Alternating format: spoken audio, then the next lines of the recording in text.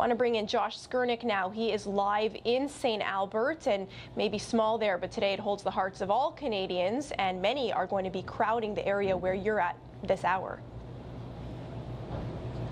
Karen's, the numbers tell that story. 2,000 uniformed men and women attending the visitation yesterday. The RCMP says they expect thousands to pack Service Place behind me. Well, right now you can see that there's actually 75 people right here starting to really just protest at that exact point, that there is no scientific basis that the government, in their mind, is basing this call on. They did those flyovers. It is true that the horses population has grown over the past decade. Bryn, as one political scientist put it today, Alberta has a history of going through premiers, but this is a Category 8 earthquake. Alison Redford went from being the first female leader of this province to 4 months later getting ousted as a local MLA. When Damien converted to Islam at age 17, his mother says it was good for the troubled team. It gave him peace and a sense of purpose. But only 3 years later, everything had changed. He was attending a new mosque and a radical study group here in downtown Calgary, many of whose members would leave their families and also go overseas to fight. It was 4 days before New Year's. Police say Fu Lam killed his wife and 6 of her family and friends at a North Edmonton home. The government says no matter what the cost, the feds should foot most of the bill. They say disaster funds should cover 90% of what the province has spent, leaving Albertans off the hook. First off, I want to apologize. It's the Christmas season, so we seem to have a choir behind us. But right now, the entire PC caucus is at Government House voting on what is up to 7 MLAs from the Wild Rose caucus coming over to their team, including the heavy hitters of Wild Rose leader Danielle Smith and her right-hand man, Rob Anderson. In a place of moving, building, a constant hum of Albertans and Canadians at work. It's a complex world using raw power to make fuel to power our world. Since 2003, the Shell Scotford upgrader has moved bitumen 500 kilometers away from its mines in the Athabasca oil sands straight into a mangle of pipes and people. In 1 week, it'll transform what you see here to what comes out of your pump all across Canada. This is what comes in. It's kind of the first step. But you can see at room temperature, you see what the operation gets. 100% kind of oil sands minus the sand is tough to work with. You can see it's really gooey stuff. To get 265,000 barrels a day to something even close to any of these, it's quite the journey. Once the bitumen comes in, immediately it's heated and softened up. Literally, you're getting some sort of sludge and you're making it into something that's kind of less of a sludge. In essence, I mean, we're actually getting some synthetic oils right off the kind of top of the column. This is nothing special for a refinery, though. The heart of what it is to work with oil sands is over here. More heaters and then some chemistry. These columns over here, they're going to mix it with hydrogen, and what that's going to do is create a new lighter product. Add in some metals to help the reaction, some science, and voila, synthetic crude. So if you think of what a motor oil is, so it's a little thicker, a little browner than gasoline, it's similar to something like that. This stuff then goes to Shell's refinery, where it gets turned into things like diesel, gasoline for your car, jet for the airplanes, and precursors for making the plastics that you use in everyday products. The guys here say it's a one-stop shop from wells to wheels, the most energy efficient in the world. We have a refinery, an upgrader, and a chemical plant where we can kind of share our different resources and utilities and really make sure we are very efficient. And that plays into the environment. The less energy you use, the less emissions you're going to have, the less energy you have to produce in the first place, right? The reality is, what the upgrader makes is a man-made form of what comes out of these things.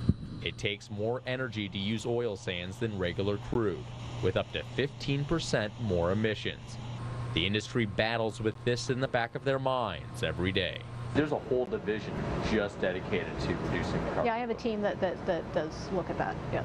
Penny Salmon leads people behind the scenes and is behind things like Shell's carbon capture system. Getting built right now, the plan is by next year to store the greenhouse gases they make 2 kilometers underground. locking each year the same emissions as 175,000 cars away forever. So it's a way of us being able to produce this heavier bitumen and make it more environmentally on par with the traditional crude oil. But it's part of our license to operate, right, is to continuing our commitment to reducing the intensity of our operations. Reducing tailings ponds, recycling water and material. It's all part of the deal. In Alberta, in Canada, we're sitting on 1/3 of the proven oil reserves in the world in the oil sands, and so it's a resource that's going to be important for us, especially in the future as energy demand continues to grow, as population continues to grow. The challenge is really finding a way to do so responsibly.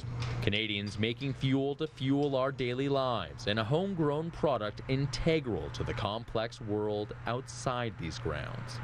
The future, one barrel at a time. In Fort Saskatchewan, I'm Joshua Skurnik, and this is a Sun News Special Report.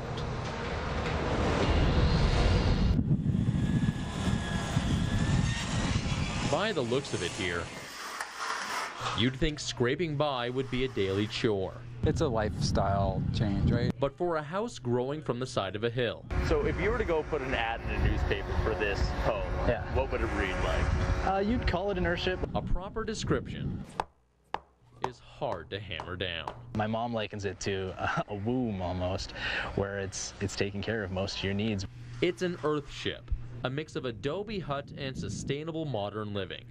This is the first in Alberta, one of about 20 in Canada, and they're pretty unique. These buildings are not teepees out in the mesa. Duncan Kinney first brought the idea of an earthship to his parents 7 years ago. His dad Glenn decided to jump from normal life in Calgary to the middle of nowhere outside Lethbridge because he says it just made sense. I'm a consumer right now, and it's like every time the bill comes in, you go, you just sort of wait for the pricing and you hope it's not too high, right? Water is recycled, no furnace needed, no monthly bills. But key, the perks to get the wife on board. It took a little convincing. Not really, no. She just had her few modern conveniences that she wanted to make sure she had, and after that it was pretty much a go. Flush toilet, satellite television, power for all these tools. The earthship is essentially just one big hallway. You have the kitchen, you have the living room, you have the master bedroom, all facing south to harness the energy of the sun. An all-natural answer to our 21st century needs. 3.8 kilowatt solar panel system on the top, and that supplies all the power for the house. It's connected to the house cost about $400,000, kept down by the fact 30 volunteers came and camped out. Following earthships for the last 3 years. From all over North America. The founder of the movement came from New Mexico. In 40 years, he's built hundreds. We just keep going 6 days a week for 5 weeks. Scott Davidson came from Calgary. I've been to Taos, New Mexico twice now, and took the academy. He says he wants to make this into a career. My mom was the one that was like, don't go talking to this about everybody you see. And then now she's the one who's like, she'll meet a random stranger in the streets and be like, do you know what earthships are? They're so cool. So it's really neat to see that my parents are getting behind this, because in reality, this is an excellent retirement home. Call it whatever you want. Dream home? It's the home that I want to be in for quite a few years. Yeah, I'll be down here for holidays, Christmas and Thanksgiving. You know, I'm excited to be down here visiting. Home and person become, very, very close as compared to a wood frame house that has nuclear power coming to it or whatever. You sail this home. That's what we call it an earthship. You kind of sail it. Just one description might not do it justice. I'm Joshua Skurnik, and this is a Sun News Special Report. Things are changing in Lubicon Lake. That's the foundation for a new medical center, 30 new trailers, and a quarter of the 500-person community in northern Alberta has running water for the first time. But Chief Billy Joe Laboucan says it doesn't mean you can ignore the past. I guess it was something that we'd suspected all along.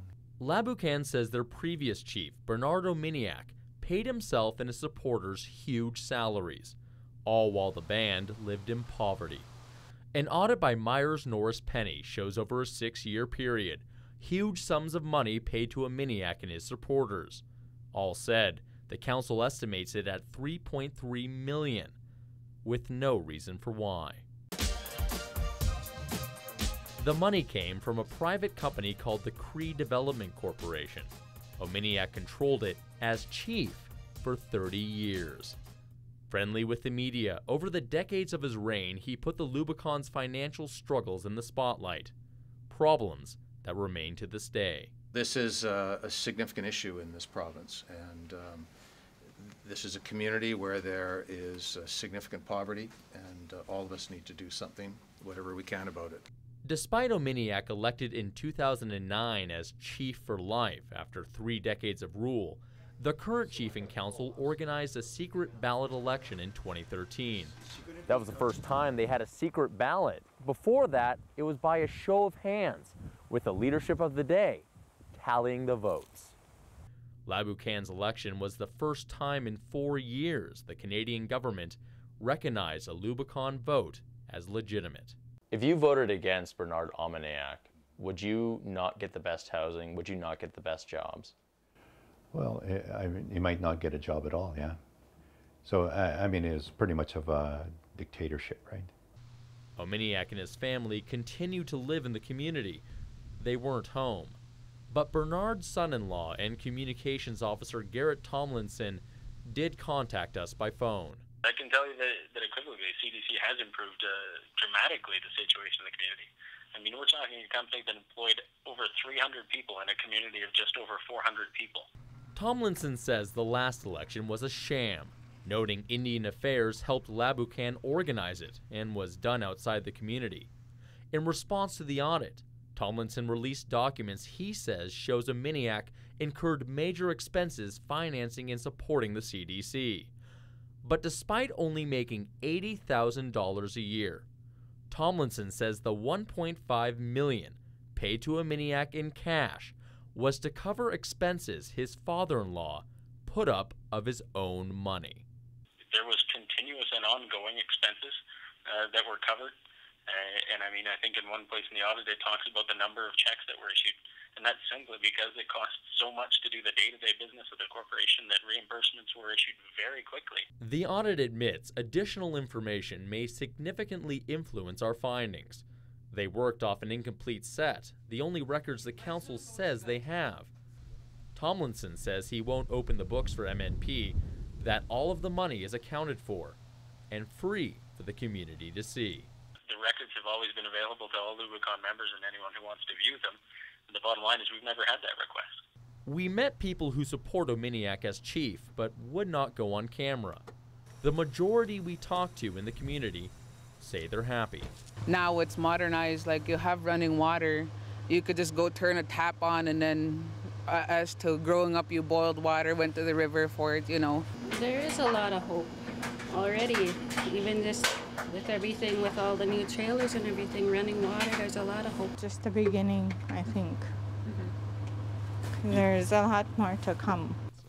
The audit leaves many questions. $7 million in unaccounted spending, and the majority going to a small group. But even if the questions never get answered, the community says it's time to move forward. I'm Joshua Skurnik, and this is a Sun News Special Report. It's the first day of our trade mission.